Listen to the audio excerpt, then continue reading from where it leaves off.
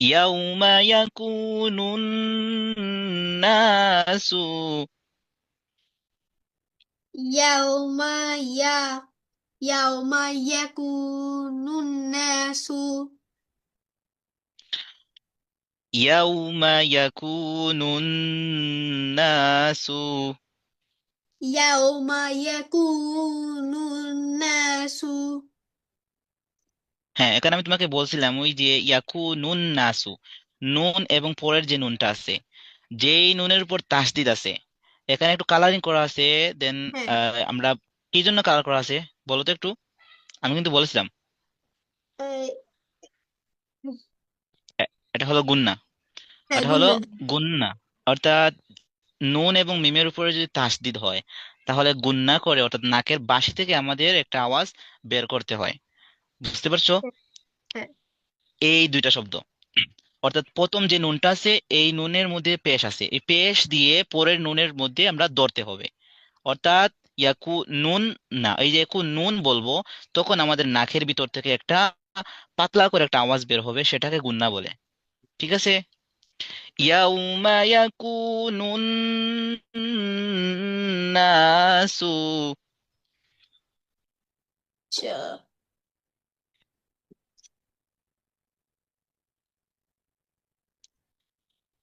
হ্যাঁ বলো।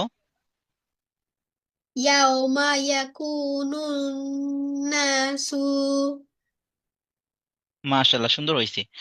কাল ফারাশিল মাবসুস।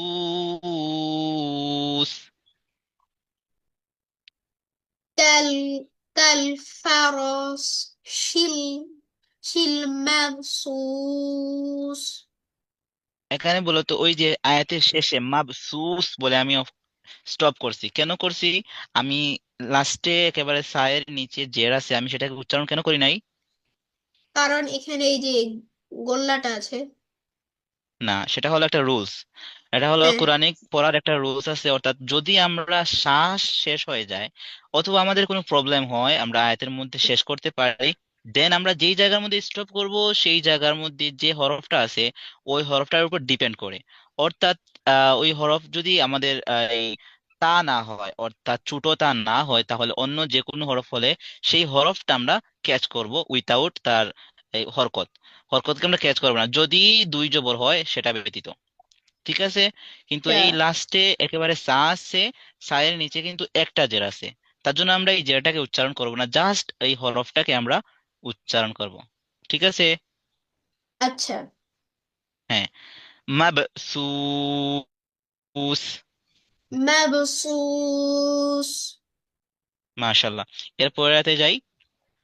ওয়াতাকুনুল জিবালু। ওয়াতাকুনু নুল জিবানু সুন্দর হয়েছে। ওয়াতাকুনুল জিবালু وتكون الجبال كالعهن المنفوش.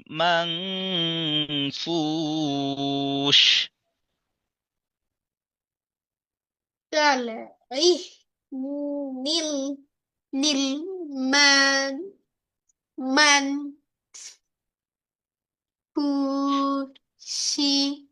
منفوش হ্যাঁ, সুন্দর হয়েছে।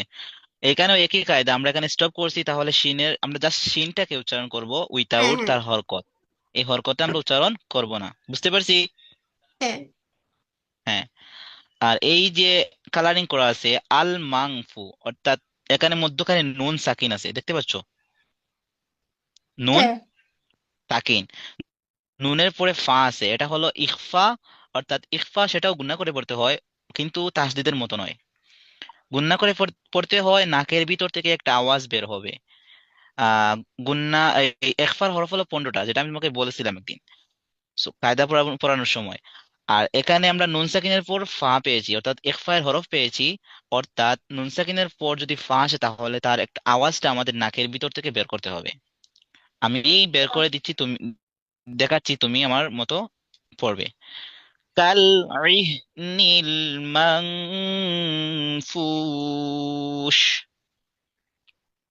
كالعي كالعهن المنفوش. মাশাআল্লাহ, সুন্দর হয়েছে। এরপরে আমরা যাই। فأما من ثقلت.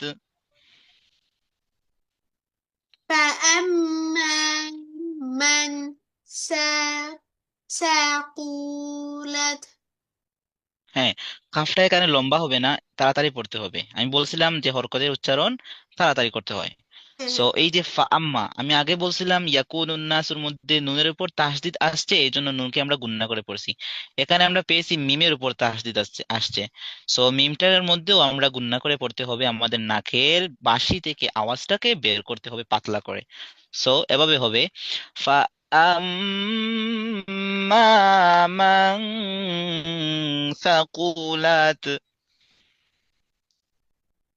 ف فأما فأما من ثقلت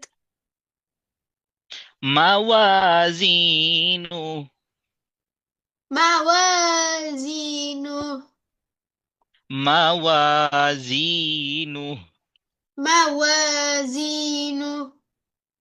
মাশাআল্লাহ, সুন্দর হয়েছে। একসাথে এটা পড়ি আমরা এবার। فأما من ثقلت موازينه. فأما من ثقلت موازينه. মাশাআল্লাহ, সুন্দর হয়েছে, পারফেক্ট সাউন্ড। সো এরপরে আমরা যাই। فهو في عيشة راضية. فهو في عيشة راضية. عيشة راضية. عيشة عيشة راضية. এখানে আমরা দেখতে পাচ্ছি রায়ের উপর তাসদিদ আসছে। সো তাসদিদের যে একটা কারণ হলো, অর্থাৎ তাসদিদটা হলো আমরা পাকড়াও করব। অর্থাৎ কিভাবে পাকড়াও করব সেটা আপনাকে আমি একটা বুঝাই। সো যেভাবে শকুন, বার্ড একটা কোনো কিছুকে জাপটা মারে, ঠিক তেমনি ভাবে আমরা হরকত দিয়ে, অর্থাৎ রাইট পাশের যে হরফটা থাকবে তার নিচের অথবা উপরের হরকত দিয়ে তাসদিদ বলা হরফটাকে জাপটা মেরে ধরবো। সো তার উচ্চারণ হবে রিশাতির রাদিয়া।